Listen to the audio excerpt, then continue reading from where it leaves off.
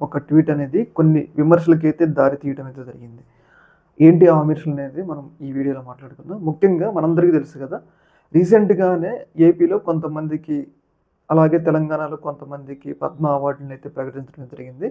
ఈ పద్మ అవార్డులు ప్రకటించిన సందర్భంగా జగన్మోహన్ రెడ్డి వాళ్ళందరినీ గూడా కంగ్రాచ్యులేషన్స్ శుభాకాంక్షలు తెలుపుతూ ఒక ట్వీట్ అయితే చేయడం అయితే జరిగింది. చూసారు కదా!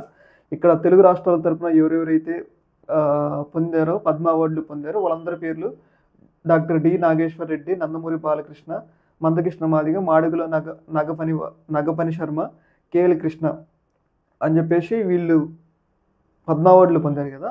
అయితే వీళ్ళందరికీ ఒకసారి శుభాకాంక్షలు చెప్పిన తర్వాత మళ్ళీ ఆయన విఖ్యాత వైద్యులు డాక్టర్ నాగేశ్వర్ రెడ్డి గారికి, అంటే ఇక్కడ ఏంటంటే మళ్ళీ ఆయన నాగేశ్వర్ రెడ్డి గారు ఎవరైతే వైద్య రంగంలో పద్మభూషణ్ వేరు, పద్మవిభూషణ్ వేరు.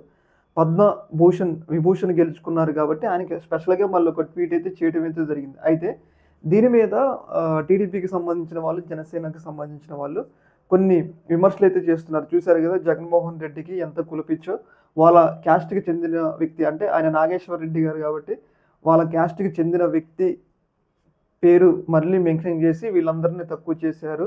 చూసారు కదా! జగన్మోహన్ రెడ్డికి ఎంత కులపిచ్చో అన్నట్లుగా వాళ్ళు దీన్నైతే ఈ యొక్క విషయాన్ని అయితే ట్రోల్ అయితే చేస్తున్నారు.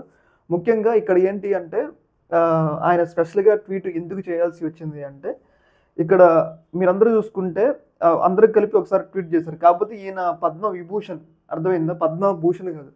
పద్మవిభూషణ్ అంటే భారతరత్న తర్వాత ఆ స్థాయి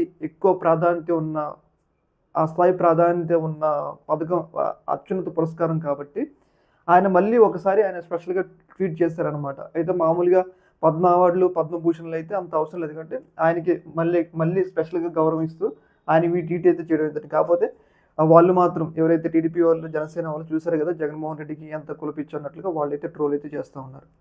ఈ యొక్క ఇష్యూ మీద మీ యొక్క అభిప్రాయం అయితే తెలియజేయండి.